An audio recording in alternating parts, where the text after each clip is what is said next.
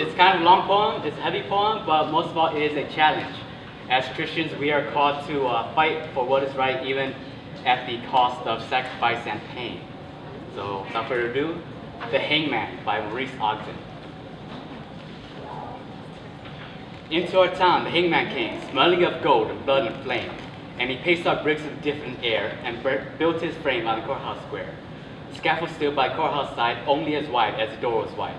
Frame was tall, or little more than the capping stone, the courthouse door. And we wondered, whenever we had a time, who the criminal, what the crime. The hangman judged the yellow twist and knotted hemp in his busy fist. Innocent though we were with dread, we passed those eyes of buckshot lead, till one cried, "Hangman, who is he for whom you raised the gallows tree?" Then a twinkle grew in his buckshot eyes, and gave us a riddle instead of a reply. "He who serves me best," said he, "shall earn the rope on the gallows tree." And he stepped down and laid his hand on a man who came from another land. And we breathed again, for another's grief at the hangman's hand was our relief. And the gallows frame on courthouse lawn by tomorrow's sun would be struck and gone. So we gave him way, and no one spoke, out of respect for his hangman's cloak. The next day's sun looked mildly down on the roof and street of our quiet town. Stark and black in the morning air was gallows tree and the courthouse square. And the hangman stood in his usual stand, with yellow hemp in his busy hand, with buckshot eye and jaw like a pike, his air so knowing and businesslike. And we cried, "Hangman, have you not done yesterday with the alien one?" Then we fell silent and stood amazed. Oh, not for him was the gallows raised. He laughed and looked at us. "Did you think I got through all this fuss to hang one man? That's the thing I do, to stretch the rope when the rope is new." The one cried murder. One cried shame. And into our midst the hangman came, to that man's place. "Do you hold," said he, "with him that was meant for the gallows tree?" And he laid his hand on that one's arm, and shrank back with quick alarm, and gave him way, and no one spoke, out of fear for his hangman's cloak. The night we saw, dressed surprised, the hangman's scalp had grown in size. Fed by the blood beneath the chute, the gallows tree had taken root. Now it was wide, or little more, than the steps that led to the courthouse door. As tall as the writing, or nearly as tall, halfway up the courthouse wall. The third he took, we all heard tell, was "You, sir, an infidel."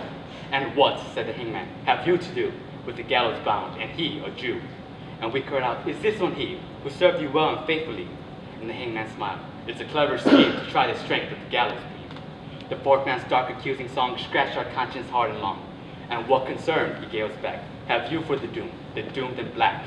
The fifth, the sixth, and he cried again, "Hey man, is this the man?"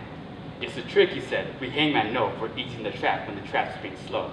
So we ceased, and asked no more, as the hangman tallied his bloody score. Sun by sun and night by night the gallows grew to monstrous height.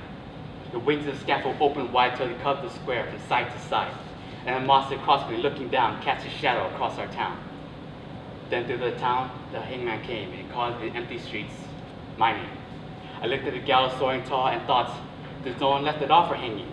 So it costed me to help pull down the gallows tree. And so I went out with right good hope to the hangman's tree and the hangman's rope. And he smiled at me as I came down to the courthouse square through the silent town. Supple and stretched in his busy hand was a yellow twist of the hempen strand, and whistled his tune as he tried to trap, and sprang down for ready snap. And then for a smile of awful command, he laid his hand upon my hand. "You tricked me, hangman," I shouted then, "that your scaffold is built for other men, and I'm no henchman of yours," I cried. "You lied to me, hangman, foully lied." "Lied to you, tricked you," he said, "not I, for I answered straight and told you true. The scaffold was raised for none but you. For who has served me more faithfully than you with your coward's hope," said he. "And where are all the others that might have stood side by your side in the common good?" "Dead," I answered amiably. "Murdered," the hangman corrected me. "First the alien, then the Jew. I did no more than you let me do." Beneath the sun that blocked the sky, none had stood so alone as I.